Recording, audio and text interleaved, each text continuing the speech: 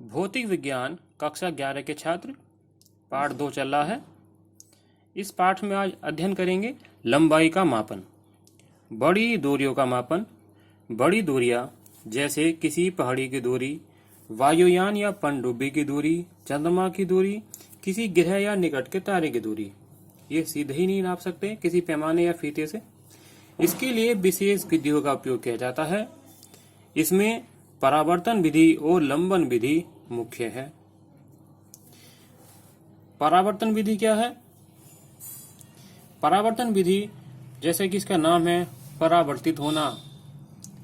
जैसे आपने पहली कक्षा 10 में पढ़ा है, प्रकाश का परावर्तन।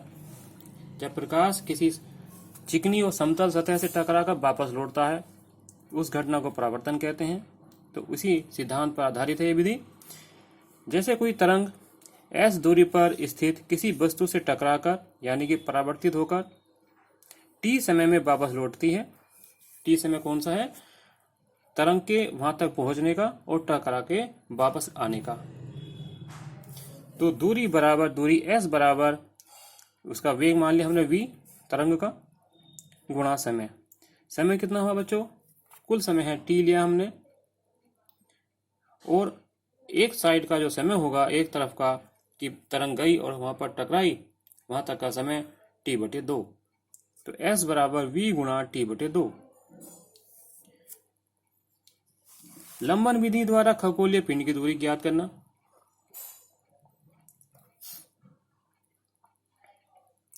इसके लिए पृथ्वी पर दो परीक्षण बिंदु लेंगे, ए और बी। ये काफी दूरी पर होते हैं। क्योंकि यह तारा अत्यधिक दूरी पर है, अतः दोनों परीक्षण बिंदुओं से यह ठीक सिर के ऊपर दिखाई देंगे। अब एक ही समय पर दोनों परीक्षण बिंदुओं से सदूर तारे के सापेक्ष खगोलीय पिंड P के झुकाव कोण θ1 और θ2 नाप लेंगे।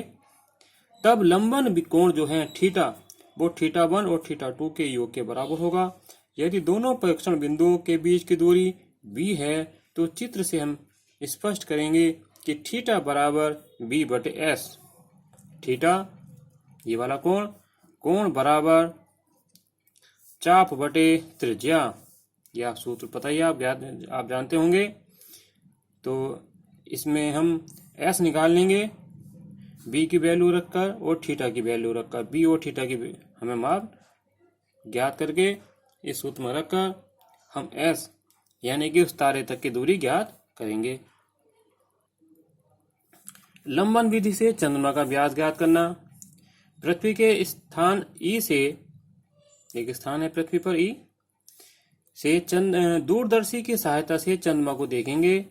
चंद्रमा कैसी दिखाई देगी? एक वृत्ताकार चक्री की तरह।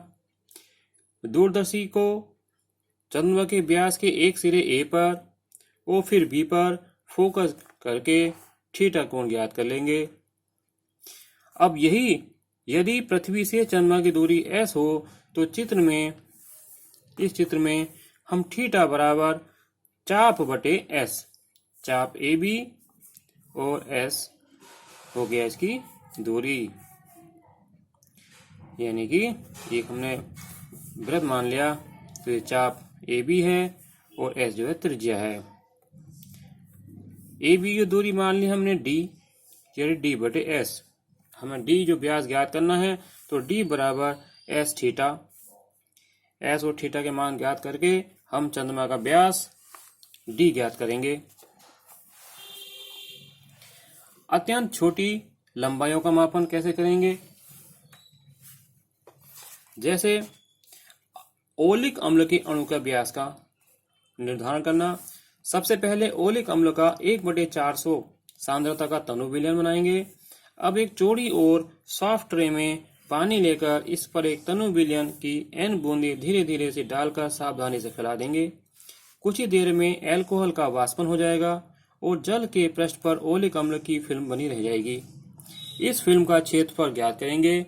यदि फिल्म का क्षेत्रफल A, मोटाई T होगी, तो उसका आयतन होगा AT।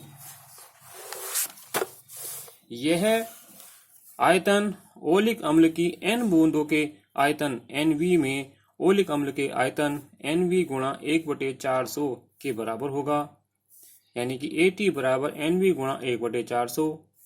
तो T का मान NV/400A, ये इधर आ जाएगा नीचे ये समीकरण।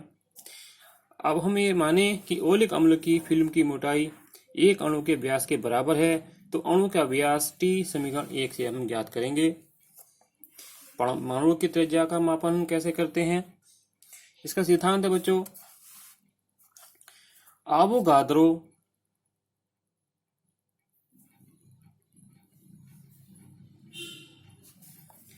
के अनुसार किसी पदार्थ के 1 ग्राम परमाणु में परमाणु की संख्या जो होती है 6.03 गुणा 10⁻³ होती है। ये परमाणु पदार्थ के आयतन का लगभग 2/3 आयतन घेरते हैं।